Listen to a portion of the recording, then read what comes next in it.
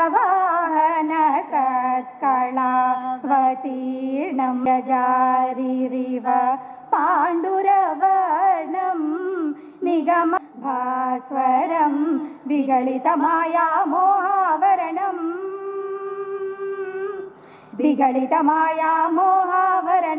ये सततं गज. You have said it's completely apt and also reliable. It's applicable to all the power engineers across the country. I'm happy that the size of the power engineers is now 1 lakh, and I'm sure with visionary leadership of Honorable CM and our Honorable Energy Minister, the strength of AP power sector and also AP power engineers also will increase in the coming future. All the engineers from 3 different segments of the power sector: generation, transmission and distribution. Also the office bearers of the association. First, I extend my heartfelt thanks and appreciation for this program.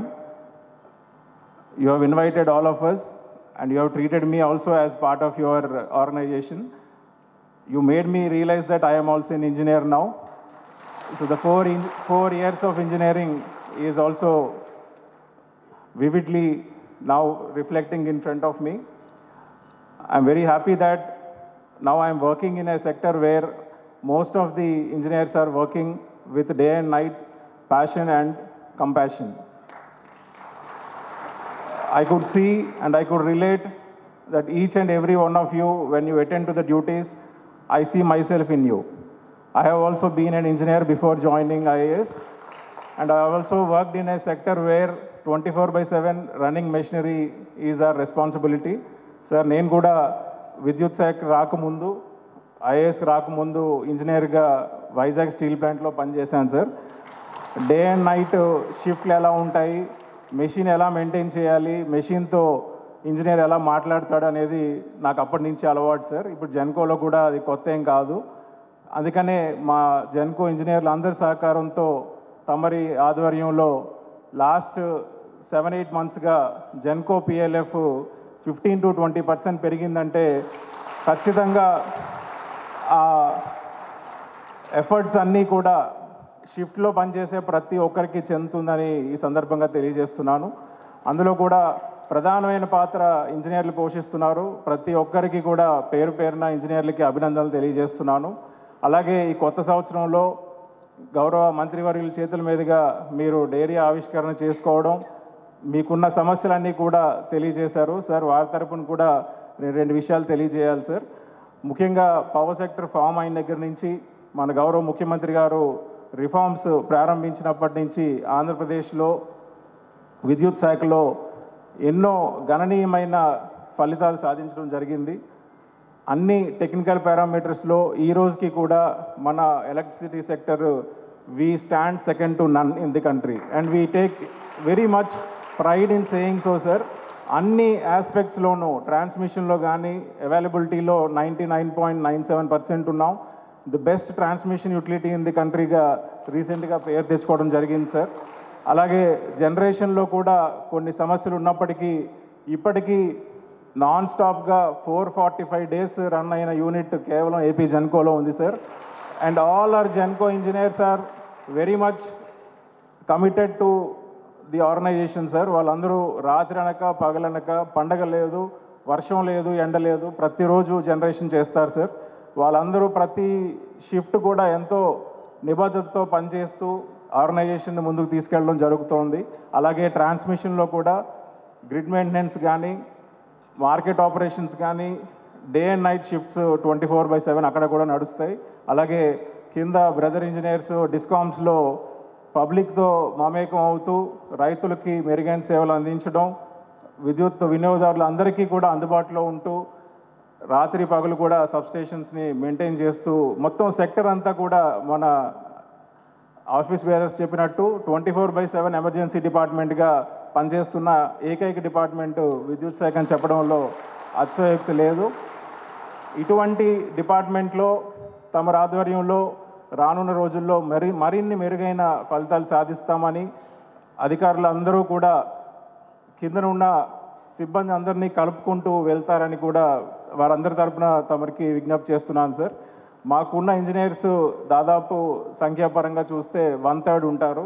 మిగతా 2/3 వీరి ఆధ్వర్యంలో వీరి లీడర్షిప్లో పనిచేస్తూ మొత్తం entire sector అంతా కూడా ఒక మాట మీద నడుస్తూ ఉందనడానికి పిఆర్సీఏ మరొక నిదర్శనం సార్. ఎంతో సంయమనం పాటించు వీరందరూ కూడా ఎక్కడ పనికి ఆటంకం కలగకుండా స్ట్రైక్ నోటీసులు ఇచ్చినప్పటికీ కూడా ప్రజల గురించి ఆలోచించి సేవే పరమావధిగా తీసుకొని ఆ రోజు స్ట్రైక్కు వెళ్లకుండా వారికి ఒకంత అన్యాయం జరిగినప్పటికీ కూడా మేనేజ్మెంట్కి గవర్నమెంట్కి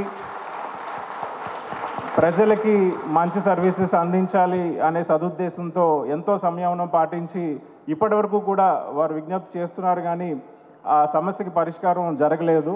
రానున్న రోజుల్లో తమ ఆధ్వర్యంలో అది కూడా జరుగుతుందని వారందరి తరఫున రిక్వెస్ట్ చేస్తున్నాను సార్. జరుగుతున్న అంత సక్సెస్ఫుల్ ప్రోగ్రామ్కి కేవలం పవర్ సెక్టర్లో క్లీన్ ఎనర్జీలో వస్తున్న ఇన్వెస్ట్మెంట్స్ ఈ క్వరీసే కారణం అని కూడా తెలియజేయడానికి ఎంతో గర్విస్తున్నాను. మన గౌరవ ముఖ్యమంత్రి గారు దేశంలో ఎక్కడా లేనంత విధంగా ఒక మంచి ఇంటిగ్రేటెడ్ క్లీన్ ఎనర్జీ పాలసీని తీసుకురావడం ఈరోజు సార్ అది ప్రపంచవ్యాప్తంగా ఆ పాలసీకి ఎంతో పేరు వచ్చింది. ప్రతి ఒక్కరు కూడా ఆంధ్రప్రదేశ్ వైపు చూస్తున్నారు. ఆంధ్రప్రదేశ్ పవర్ సెక్టర్ వైపు క్లీన్ ఎనర్జీ వైపు చూస్తున్నారు అంటే అది అతిశయోక్తి కాదు.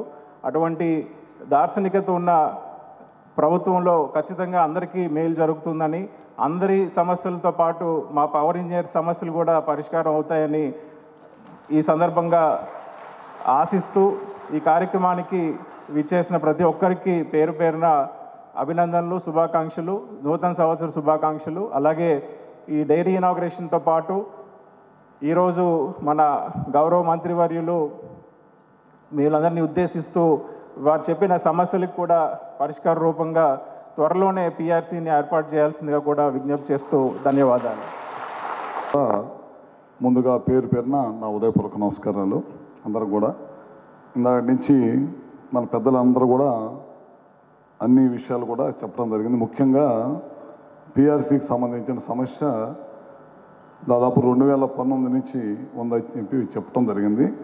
ఖచ్చితంగా అది వివిధ దశల్లో కూడా దీని గురించి నేను కానీ మన ఇప్పుడు ప్రస్తుత సిఎస్ గారు కూడా 2-3 సార్లు ప్రస్తావించుకోవడం కూడా జరిగింది. ఉద్యోగస్తులకు ఈ సమస్య ఒకటి ఉందని చెప్పి పలు సందర్భాల్లో అది ఖచ్చితంగా తొందరలోనే ముఖ్యమంత్రి గారి దృష్టికి తీసుకెళ్ళి తప్పకుండా ఏ విషయం కోసం మీరు ఎదురు చూస్తున్నారో దానికి ముఖ్యమంత్రి గారి నోటి నుంచి మంచి వార్త వచ్చిందని చెప్పి కూడా మీ అందరికీ సభాముఖంగా తెలియజేస్తున్నాను. నేను కూడా ఎందుకు అంత నమ్మకంగా చెప్పగలుగుతున్నా అంటే ఇక్కడికి వచ్చిన తర్వాత 2014లో కానీ 18లో కానీ పలు సందర్భాల్లో ఉద్యోగస్తులకు సంబంధించిన సమస్యలో నారా చంద్రబాబు నాయుడు గారే ఈ పిఆర్సీకి పలు సందర్భాల్లో 14లో 18లో ఇందాక మన సంఘానికి సంబంధించిన పెద్దలందరూ కూడా చెప్తున్నారు కాబట్టి ఖచ్చితంగా రాబోయే రోజుల్లో మంచిది ఉంటుంది. అదేవిధంగా ఇందాక మన వాళ్ళు చెప్పారు కింద గ్రౌండ్ లెవెల్లో ఏఈలు కానీ మిగతా కొంతమంది ఇంజనీర్స్ కానీ స్టాఫ్ లేక సర్వీస్ ఇవ్వడంలో కొద్దిగా ఇబ్బంది పడ్డాము పలు సందర్భాలను చెబుతున్నారు. ప్రత్యేకంగా నాకు కూడా అది అనుభవం ఉంది. ఎందుకంటే మేమందరం కూడా కింద పనిచేస్తూ ఉంటాము. ఎందుకంటే మండలాలు కాన్స్టిట్యున్సీలకు 5-6 మండలాలు ఉంటే 2-3 ఏఈలు, అదే 100-150 గ్రామాలు ఉంటే లైన్ మ్యాన్లు 50-60 మంది ఉన్నారు. ఒక్కొక్క లైన్ మ్యాన్ 4-5 గ్రామాలు పనిచేయాల్సి వస్తున్నాడు. ఒక్కొక్క ఏఈ వచ్చేసరికి 2-3 మండలాలు పనిచేయాల్సి వస్తున్నారు. వాళ్ళ మీద కూడా వర్క్ లోడ్ పెరిగిపోతుంది. మన సమస్య ఉన్న 24 గంటలు రేత్రంటూ పగలంటూ 24 గంటలు ఎవరు అడిగినా ఎవరు ఫోన్ చేసినా లేచి పరిగెత్తుకుంటూ పనిచేయాలి. ప్రాణాలు సైతం అడ్డం పెట్టుకొని పనిచేసే సమస్య ఏదన్నా ఉందంటే మన విద్యుత్ సంబంధించిన సమస్య అని చెప్పి తెలుసు. అదే కాకుండా ఇందాక పెద్దలు దూబే గారు ఒక మాట చెప్పారు. ఏంటంటే మన సంస్థ వ్యాపార సంస్థ కాదు, సర్వీస్ చేసే సంస్థ. అది ఖచ్చితంగా ఏకీభవించాల్సిన అవసరం ఉంది. ఇటీవల కాలంలో ఒక ఇండస్ట్రియల్ మీటింగ్కి సంబంధించిన మీటింగ్ కూడా జరుగుతున్న తర్వాత అయిపోయిన తర్వాత ఒక మినిస్టర్ వచ్చి మా ఎనర్జీ మినిస్టర్ గారు అని పరిచయం చేశారు. ఆయన కూడా ఏమన్నా అంటే మేము ఇందాక మీరు అన్నట్టే మేము ఒరిస్సాలో అద్భుతంగా పవర్ సెక్టార్ గురించి పనిచేస్తున్నాము. ఒక టైం ఇస్తే ఒక 10 నిమిషాలు మీ దగ్గరకు వచ్చి నేను చెప్తాను అన్నాడు. ఇంకా మళ్ళీ దానికి టైం ఇవ్వటం ఏముందలే, అక్కడే పక్కన కుర్చీలో కూర్చున్నాం రమ్మని చెప్పాను. కుర్చీలో కూర్చొని మేము ఇది చేసాం అన్నారు. మీరు ప్రైవేట్ సెక్టారు, మాది గవర్నమెంట్కి పనిచేస్తున్నారు కాబట్టి మా డిస్కమ్స్ ఇవన్నీ దీనికి కాకుండా మా సెక్టార్ పనిచేసేది కాకుండా మీరు ఇంతకంటే గొప్పగా చేసేది ఏదైనా ఒకటి ఉంటే చెప్పండి, తర్వాత మిగతాది మాట్లాడతానని చెప్పాను నేను. లేకపోతే మీకు టైం లేకపోతే నోట్ ఒకటి తయారు చేసి ఇవ్వండి అని చెప్పాను. తర్వాత వారం ఆగిన తర్వాత నాకు నోట్ ఇచ్చారు. తర్వాత మన విజయానంద్ గారికి పంపించారు. ఈ రెండింటిలో తేడా ఏమైనా ఉందా చూడండి సార్ అన్న. దీంట్లో ఏం లేదండి, దీనికంటే మన ఇంజనీర్స్ 1000 రెట్లు బ్రహ్మాండంగా పనిచేస్తున్నారు. మన వాళ్ళు ప్రాణాలు సైతం అడ్డం పెట్టుకొని పనిచేస్తున్నారు. వాళ్ళ అధికారం వాళ్ళకి అప్పచెప్పిన దగ్గర నుంచి ఎంతమంది స్టాఫ్ని తగ్గిద్దామా, ఎంత పని చేద్దామా, ఎంత ఆదాయం పొందుదామని పనిచేస్తారు వాళ్ళు. మనం ఏమన్నా ఎంత సర్వీస్ చేసి పబ్లిక్కి 24 గంటల కరెంటు, నాణ్యమైన కరెంట్ ఇద్దామని మనం పనిచేస్తామని అని చెప్పడం జరిగిందనమాట. ఖచ్చితంగా దుబే గారు చెప్పిన దాంట్లో ఏకీపించాల్సిన అవసరం ఉంది రాబోయే రోజుల్లో. అదే కాకుండా బాధ్యత కూడా చాలా ఎక్కువ తీసుకోవడం జరుగుతుంది మన ఇంజనీర్స్ కానీ మన డిపార్ట్మెంట్ కానీ. మన ఇటీవల ఫ్లడ్స్ వచ్చి విపరీతమైన సమస్యల్లో ప్రజలందరూ విజయవాడ పరిసర ప్రాంతాలందరూ కూడా సమస్యలతో ఎదుర్కొంటే మన ఇంజనీర్సు రేత్రంటూ పగలంటూ ప్రాణాలు సైతం తెగించి పనిచేసిన విషయాన్ని నేను దగ్గర ఉండి కూడా చూడటం జరిగింది అన్నమాట. అదే కాకుండా మన వాళ్ళందరూ వచ్చి ఒక రోజు శాలరీ దాదాపు 10 కోట్ల రూపాయలు ఇవ్వటం మొట్టమొదటి మన వాళ్ళే తీసుకొచ్చి ఇవ్వటం జరిగింది. మన డిపార్ట్మెంట్ ఇచ్చిన తర్వాత మిగతా డిపార్ట్మెంట్లు అందరూ కూడా వచ్చి ఇవ్వటం జరిగిందనమాట. ఈ విధంగా మీ అందరూ కూడా ఏ విధంగా పనిచేస్తున్న సంగతి అందరూ కూడా తెలిసిందే. ఖచ్చితంగా రాబోయే రోజుల్లో పవర్ సెక్టార్లో కూడా ఛాలెంజెస్ ఉంటా ఉన్నాయి రెగ్యులర్గా. ఎందుకంటే ప్రతి సంవత్సరం 6 నుంచి 7% వినియోగదారులు రోజుకు పెరుగుతూ ఉన్నారు. మన మీద కూడా భారం పెరుగుతుంది, ఒత్తిడి పెరుగుతుంది. 24 గంటల కరెంట్ ఇవ్వాలి, నాణ్యమైన కరెంట్ ఇవ్వాలి. దాంతోపాటు వినూతమైన వస్తూ ఉన్నాయి. ఇటీవల కాలంలో మీరు చూస్తూ ఉన్నారు రెన్యూబుల్ ఎనర్జీ అనేది రాబోయే రోజుల్లో చాలా కీలకంగా ఈ దేశంలో కానీ ఈ ప్రపంచంలో కానీ. ఎందుకంటే పొల్యూషన్ ఫ్రీ కరెంట్ కావాలి అనే దానికోసం ముందుకెళ్తా ఉన్నాం. ఖచ్చితంగా మన రాష్ట్రానికి ఇందాక మన చక్రధర్ గారు చెప్పినట్టు ఇటీవల కాలంలో స్విట్జర్లాండ్లో కూడా విపరీతంగా ఇన్వెస్ట్మెంట్స్ మన రాష్ట్రంలో వస్తున్నాయి. అంటే అది చంద్రబాబు నాయుడు గారిని చూసే వస్తున్నాయి. గతంలో కూడా 2014-19లో చాలా పెద్ద ఎత్తున రెన్యూబుల్ ఎనర్జీని తీసుకొచ్చాం. తర్వాత వచ్చిన ప్రభుత్వాలు పెద్ద ఎక్కువగా పట్టించుకోలేదు. కానీ మళ్ళీ ఇప్పుడు మన ప్రభుత్వం దాదాపు 30 గీగావాట్లు రెన్యూబుల్ ఎనర్జీలో తీసుకురావాలనేది కూడా మనకు అనుకుంటా ఉన్నాం. మన తరపున ఇందాక పెద్దలు మాట్లాడతా అంతా ప్రైవేటు వాళ్ళకి కాకుండా మనం కూడా కొంతమేరకు రెన్యూబుల్ ఎనర్జీ కనుక తీసుకొని వస్తే బాగుంటుంది అన్నారు. తప్పకుండా మన సంస్థ కూడా రెన్యూబుల్ ఎనర్జీ కనీసం 7-8 గీగావాట్లు మనం కూడా ఉత్పత్తి చేసే అవకాశం ఉంటే కనుక తప్పకుండా రాబోయే తరాల్లో చాలా ఎక్కువ మంది ఇంజనీర్స్కి కూడా అవకాశం ఇచ్చే దానికి ఉపయోగం ఉంటుందని చెప్పి కూడా తెలియజేసుకుంటూ, ఇందాక మీరు చెప్పిన సమస్యలన్నీ నేను ప్రస్తావించలేకపోవచ్చు. కానీ అన్నీ కూడా మన డిపార్ట్మెంట్ వాళ్ళ ద్వారా మళ్ళీ తీసుకుంటాను.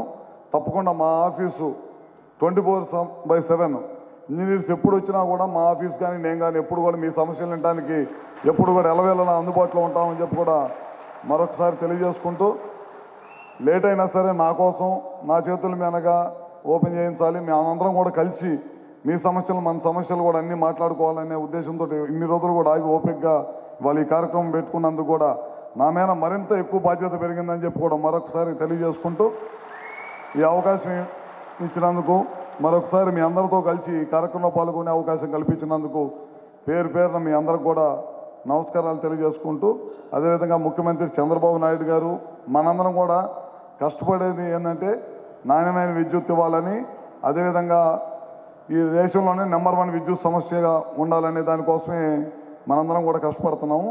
దాంతోపాటు మీ అందరూ కూడా కష్టానికి ఏమాత్రం కూడా మనసుకి ఇబ్బంది కలగకుండా మేము కూడా మీ సమస్యలన్నీ కూడా మా సమస్యలుగా భావించి ముందుకెళ్తామని చెప్పి కూడా మరొకసారి తెలియజేసుకుంటూ సెలవు తీసుకుంటాం.